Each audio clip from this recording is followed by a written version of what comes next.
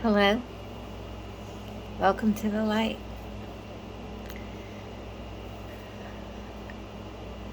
I um I have a pressing kind of subject tonight to discuss, and out of all my colorful stories, I have another one. They're all true, but unfortunately, you know, sometimes they're not great experiences. So tonight, I want to discuss addictions. Addictions, addictive personalities,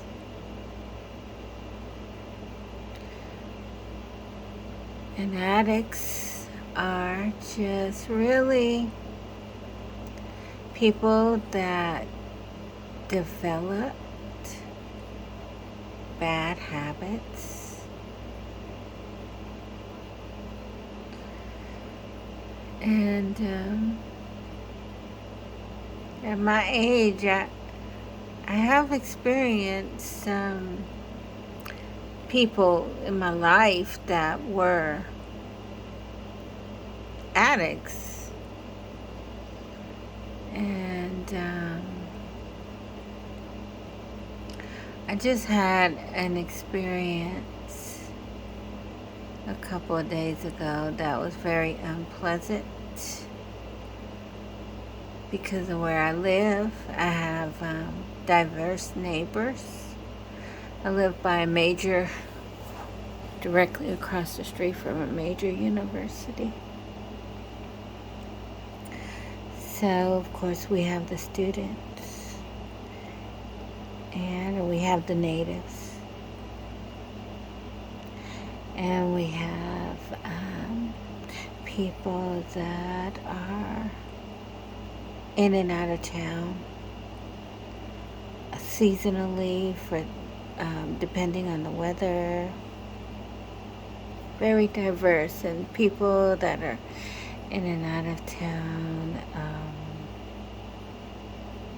traveling.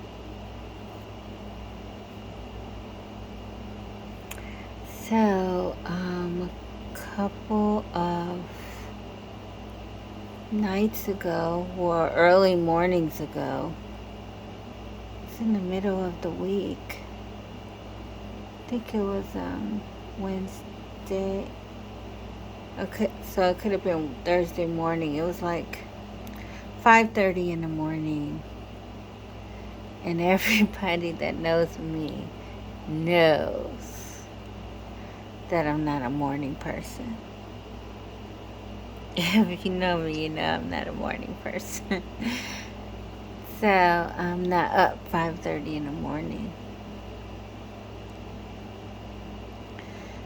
So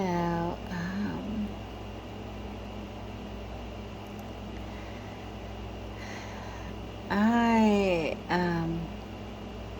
got a knock on my door at 5:30 in the morning, and I said, "Who is it?" And it was the neighbor, a guy that was a neighbor that lives in the next building over. And I recognized the voice, and I knew who he was just as a neighbor. 5:30 in the morning.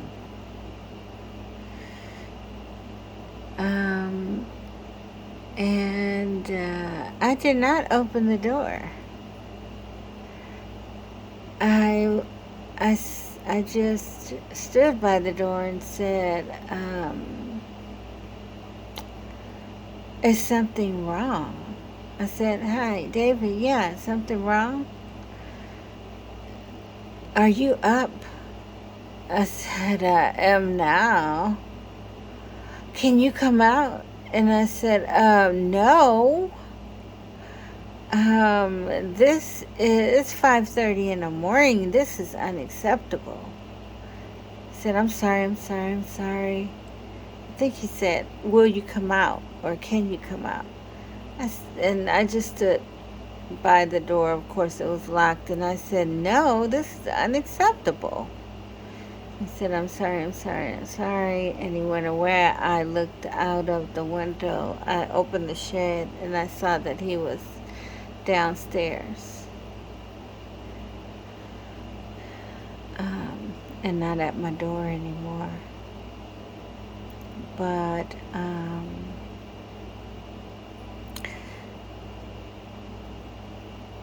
it just made me think that I don't know what he was on.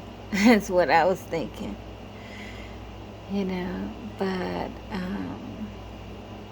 knocking at my door 5:30 in the morning, thinking I'm gonna open the door for him just because I know his name is David and he's a neighbor. What? So I told the neighbor that one of my tenants that happened, and he said, oh, good thing you didn't open the door for that guy. That guy is on drugs. And I said, oh, he had to be. I knew, he had to be. He said, yeah, good thing you didn't open the door for him. He's on drugs. And I said, it was no way I was going to open the door because this is too weird, getting someone knocking at my door knowing I'm single woman, a man knocking on my door 5:30 in the morning. It was, no. And I'm not that kind of single woman either at all. So, no, it wasn't going to happen. But it still happened. And something tell me that could have been like some kind of weird or bad. I got really bad vibes. So now I feel like I have to watch my back, around my neighbors, So this is not cool right now. After that happened, I feel more cautious coming in and out of my own home, where I live. So, I'm not the paranoid type, but I am a cautious type, I guess. But, it made me think of, a normal person, somebody that was sober, would never do anything irrational like that. So, just their behavior gives them away. Like, I didn't even open the door or see his face or look in his eyes or, see if he was sober or not. But it's like their erratic behavior could give them away and make people think that they're, not sober. So I don't think the addict realizes they have being erratic behavior. When they're under the influence, they may not realize, conscious of how they're behaving. They may think that's something about that was acceptable. But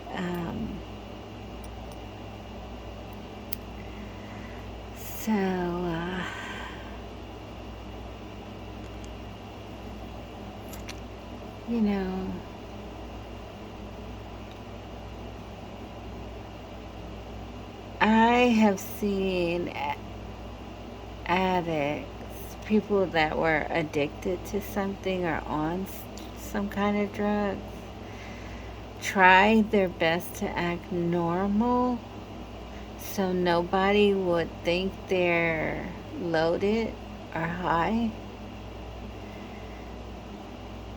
But to me, that makes them look more loaded because they're doing something irrational and trying to make it look normal, and that looks crazy. So it's like, what are you on right now? So, um,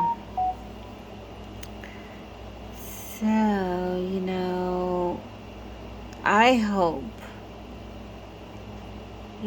that if someone develops a habit that is addictive,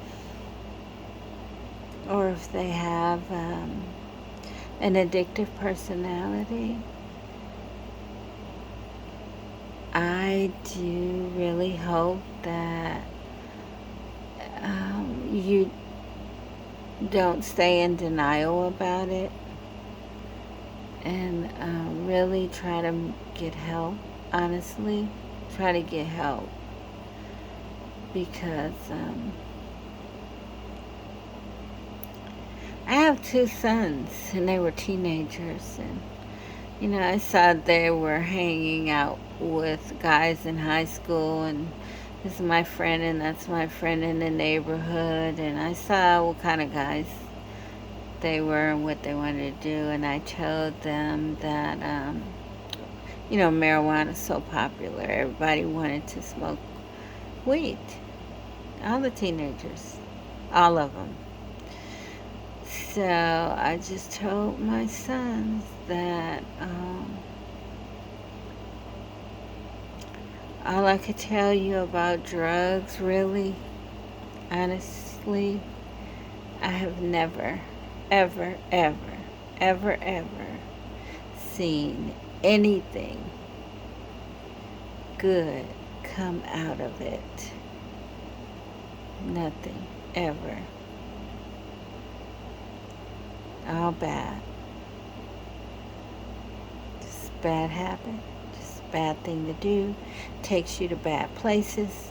Takes you to places you don't know why you're in the alley at night, 5:30 in the morning, with a car full of people, and the police is around the corner and everybody gets arrested.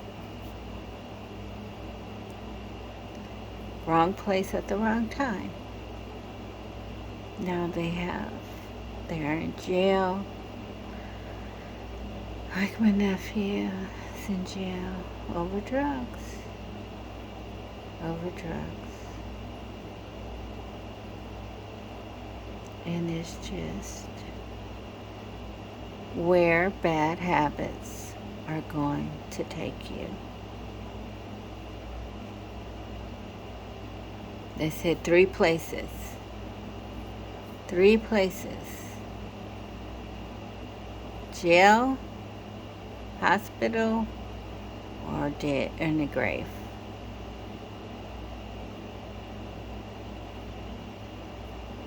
Either gonna get hurt,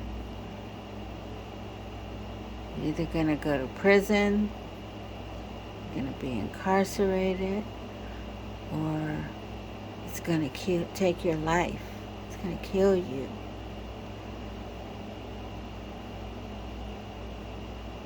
So I told my sons that, and I told them, everything I thought of developing bad habits and doing drugs. Basically, it's all bad. Health-wise, physically, mentally, spiritually, emotionally, it's all bad. So, it's a downhill spiral. And I watched many people gradually take that spiral dive down. And it's, if it's somebody you care about, it's ugly. Ugh, it's ugly and hurtful. Very hurtful. You care about them so much. There's nothing you could do. It's ultimately they're the ones doing it, and you're nowhere around. So that's why addictions are so difficult to deal with. So difficult to deal with. The other reason why addictions are so difficult to deal with is because the person is in so much denial. They're never addicted, they're just doing it for fun. Oh, I could stop tomorrow. I'm just having a good time. Or, oh,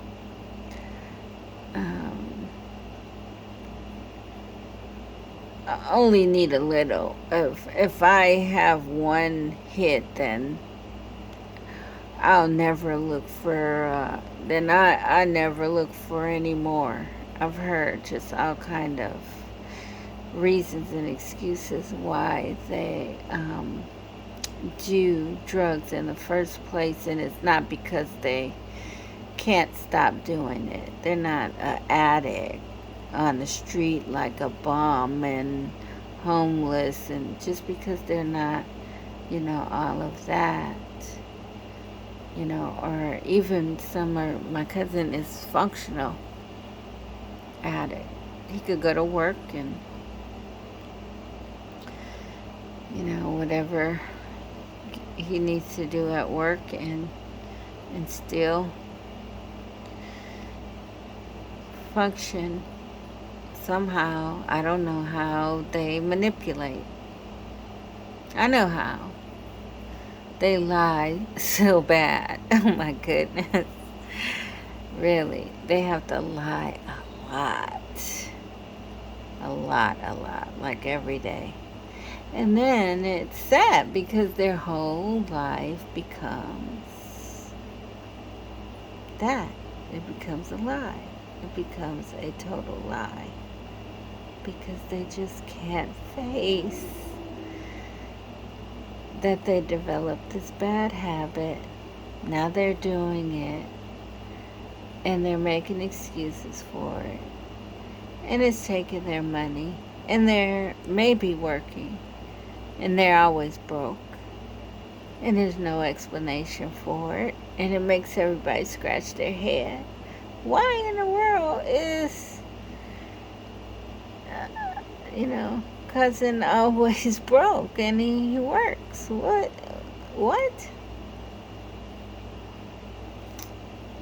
Well, I know why. He has a habit.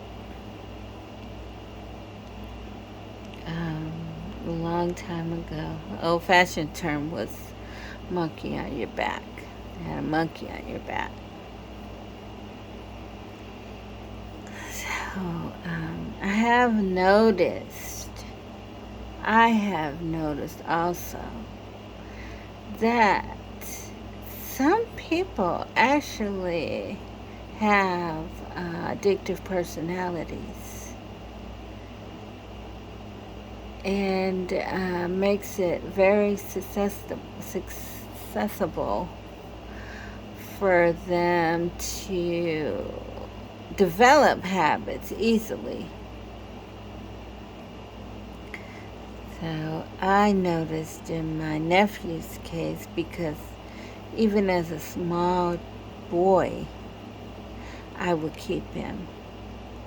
And I noticed that he had a habit of doing something sneaky. He would take change out of the car or around the house, and nobody cared. I never cared or noticed.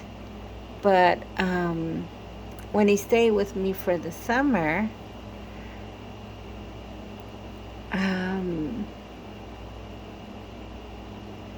he had his own bed, and behind his bed,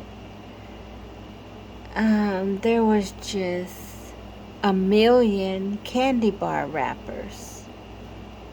So when I went in to clean up, their room, and it's getting messy, he shared with my sons. My sons never had that. When I saw their room was messy, I would go in there and pull everything out. Bed curtains, shoes under the bed, everything.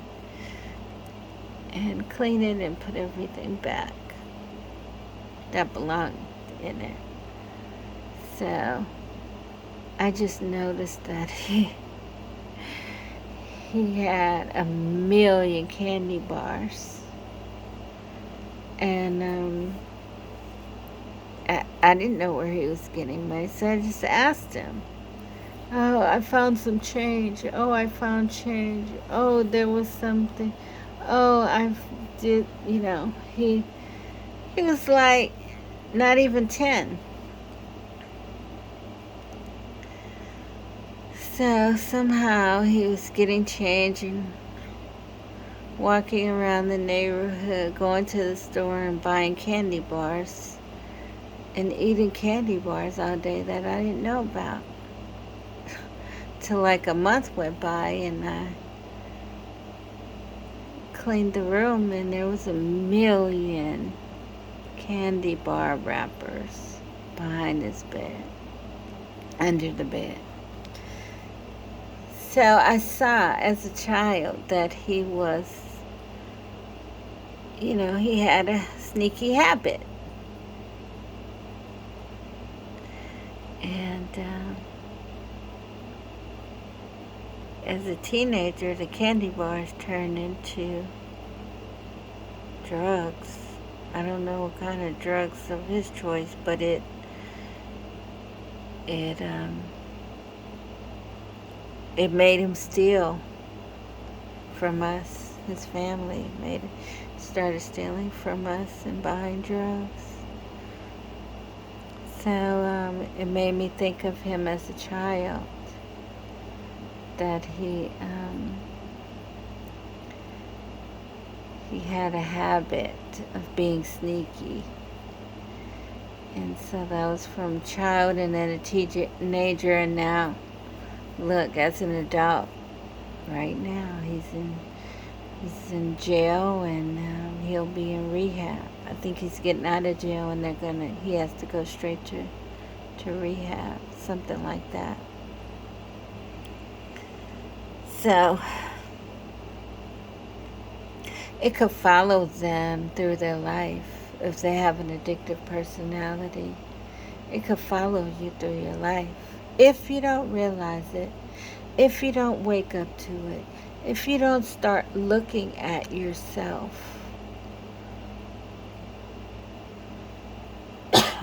and what your habits are doing.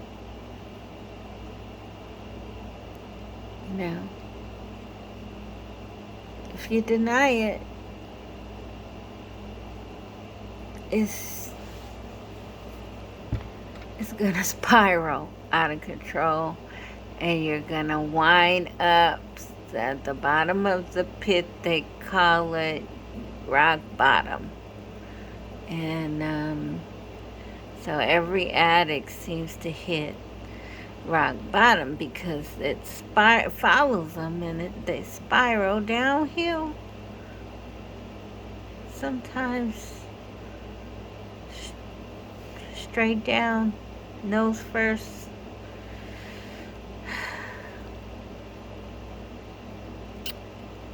Nothing, no nets to catch them. They just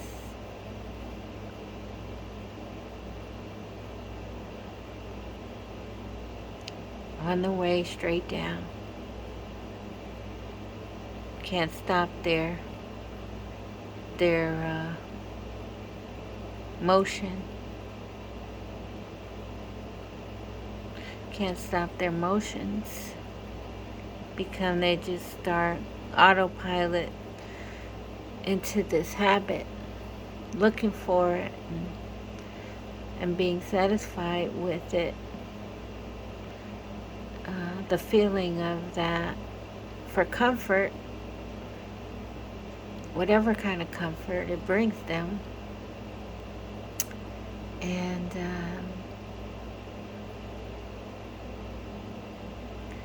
it takes twice as long for them to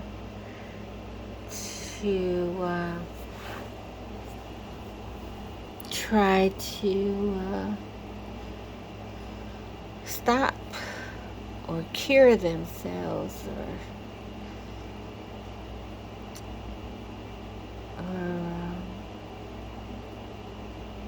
rehabilitate.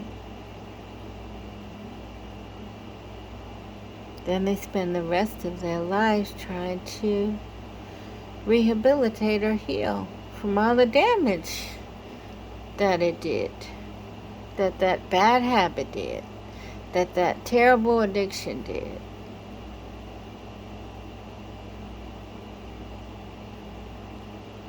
Everything suffers. Their mind, body takes a health toll on their health and on their mind and their emotions and all the things they had to do for drugs. They mentally tormented that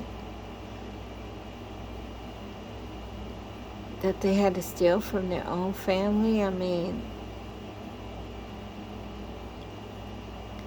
I don't know if they, that's why it's too hard to look in the mirror or,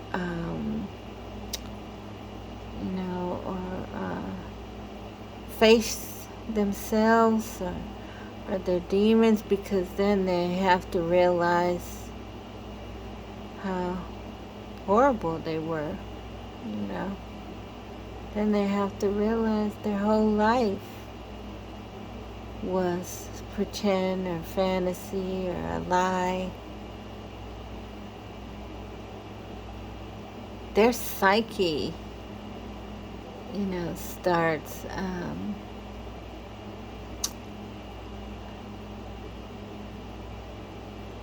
getting damaged because of that horrible state of mind, just not being sober. It's so ugly. It is just very ugly, damaging habit. Drugs. And, I pray for people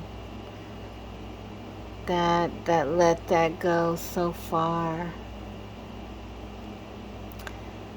Because I never had an addictive personality. I could say that because I remember, honest to God, I remember I thought I was drinking wine a lot. And it occurred to me that, wow, I've been drinking a lot of wine lately. And I had to, because then I wanted to. Let's get some wine. We got to stop for wine. Oh, wait, are we out of wine? And then, I don't know what it was, but one day it just occurred to me that I was drinking a lot of wine. I was buying a lot of wine, and I always wanted to get wine. And I had to realized that myself. Nobody told me that get ridiculously drunk. No one told me that, man, Kim, you sure are buying a lot of alcohol. Or no one said it to me. I just realized it hit me like that, myself. So I just kind of told myself that I'm not going to buy any wine this weekend. Or I'm not going to have wine with dinner tonight. Or, I was going to slack off of it. And once I did, I just forgot all about it. So, eventually, I just stopped drinking at all. I can't remember the last time. Holidays now is when I might have some special occasion or something like that. I might have a drink. Or a holiday or something like birthday or something like that. I might. But otherwise, it, once I stopped, once I noticed or admitted it to myself,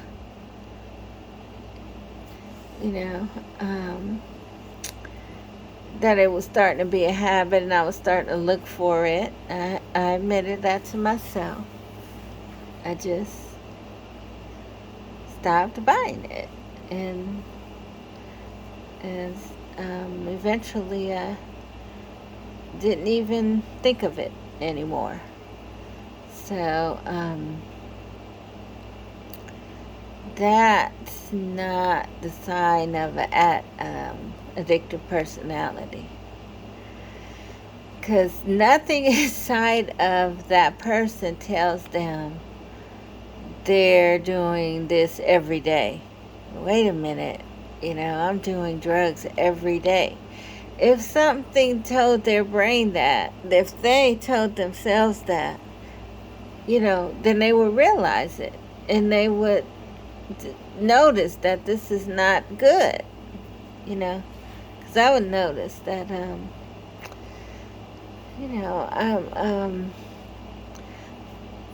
I fell asleep before the kids last night, or I slept in this morning and I didn't even get up and make breakfast, because you're drank too much. So, if you pay attention to yourself and look at yourself and see what kind of effect that it's causing on you and how it's affecting your life and your everyday things, ins and outs,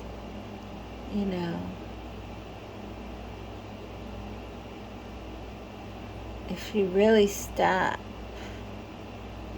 and see how you're doing it and how it's affecting your relationships or your days, how it's affecting your job or your kids or your bills, or you get lackadaisical about everything else and that becomes the priority, then this is a problem. This is not good. This is wrong. This is bad. DUI is bad. Getting arrested, bad. Getting fired from work, bad. Getting a car accident, you're in the hospital, bad. Going to jail, bad. Everything. The next thing is, you're just gonna let it kill you. take over your life so much that you don't have a life left. People get divorced over this. They lose their families. They lose their children.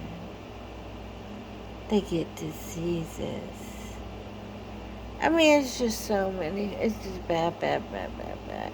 So many horrible things come out of developing these bad habits. That's just killing you. It's killing us. I mean, it could kill us. It's hurting. You're hurting really hurting yourself. You're hurting yourself. What? There's something wrong with that. With someone that thinks that, in the long run, this is hurting me, but I'm gonna do it anyway. Really? Why? Why would you do something harmful to yourself? Why?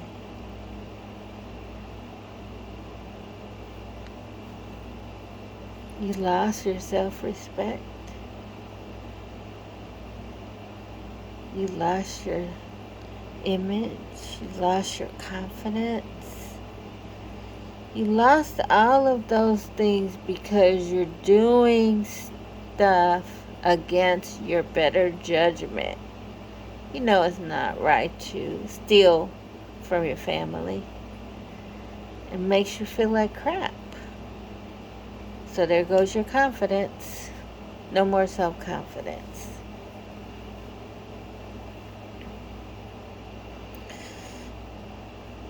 So you steal money out of your mother's purse and she can't pay her rent. Now she's in trouble.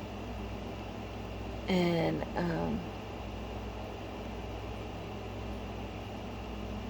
you know it's your fault. Now you hate yourself. Now they have self-hate.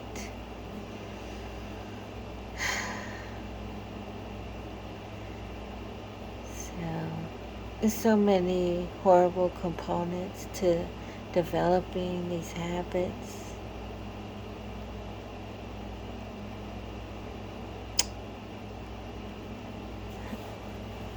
You know, all I could do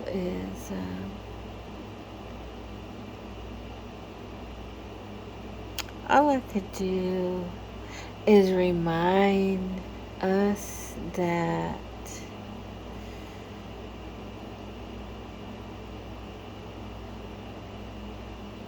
it's not worth it as much as you think you might be benefiting in some kind of way, to ruin every relationship you have, to put this kind of poison in your mind and in your body, to go on this journey that only leads to absolute hell and damage. And then discovering, when people do discover, they might have to go through a intervention of some sort, and realize how damaged they are from all of it. Now you gotta heal from all of that you've done to yourself and to your family and the people you care about and people that love you.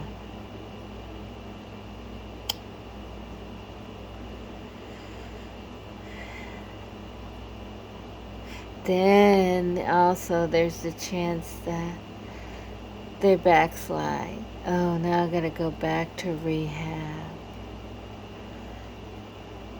I backslid, you know.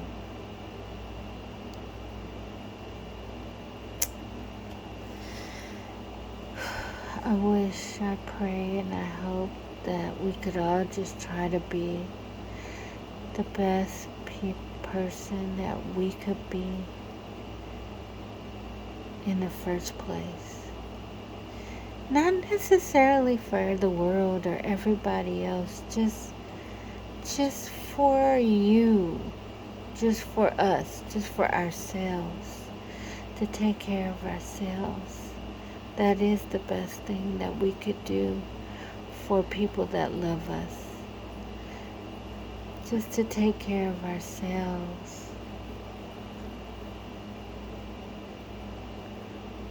If they really love you, they'll be so happy that you're doing fine, and they'll glad to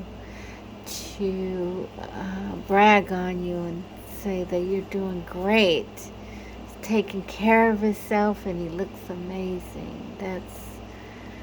You know, that's what we want to say about people that we love.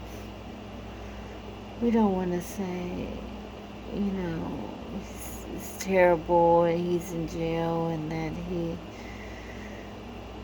his health is dwindling. No, you know, nobody wants to see anybody they love go down. It's painful to watch. It's very painful to watch. It's very hard to hear and see. Whew, very painful. My mother cries, prays for my nephew, tears. It's sad. So, you know, makes do have erratic behavior, you know, and affects, even neighbors, you know. Now I'm very careful around coming in and out of my own home, where I live peacefully, don't bother anybody, and you know, you wonder why somebody would want to bother a person like me, because you know, I don't mess with anybody, and you know, but they're just out here. That's what I'm saying. If we live in this world, nobody goes unscathed. You could be in your own house, sleep, minding your own business, not doing anything, and trouble could just knock at your door at 5:30 in the morning. So,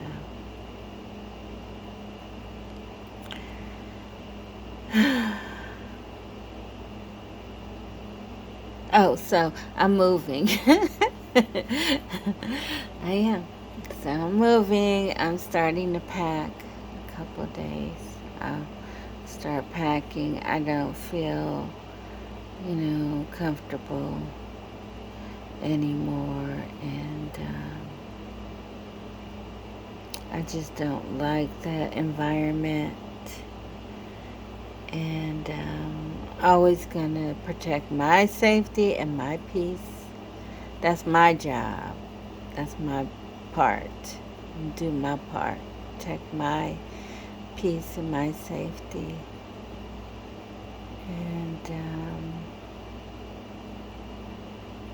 so decided that I'm not going to stay in this environment. And so that's what we could do, you know. You have to have boundaries.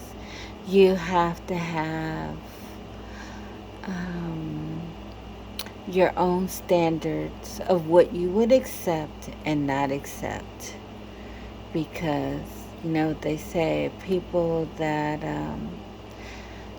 don't have any, don't mind infringing on yours.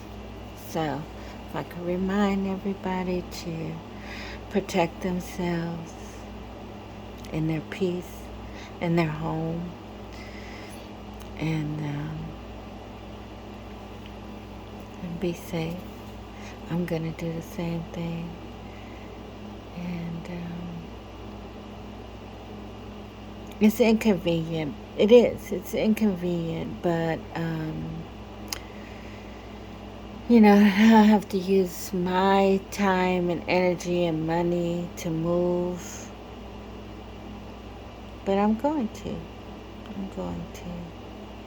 Because I have to feel comfortable where I live.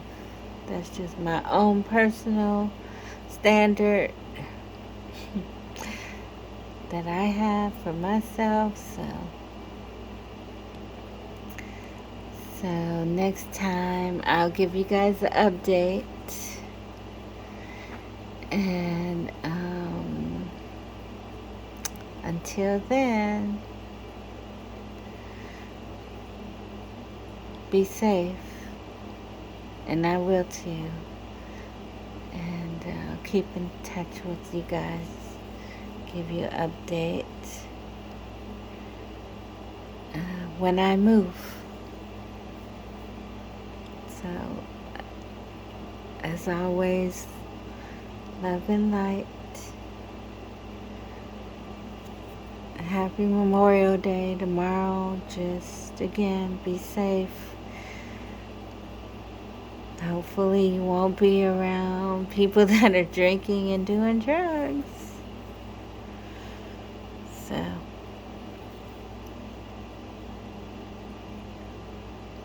God bless.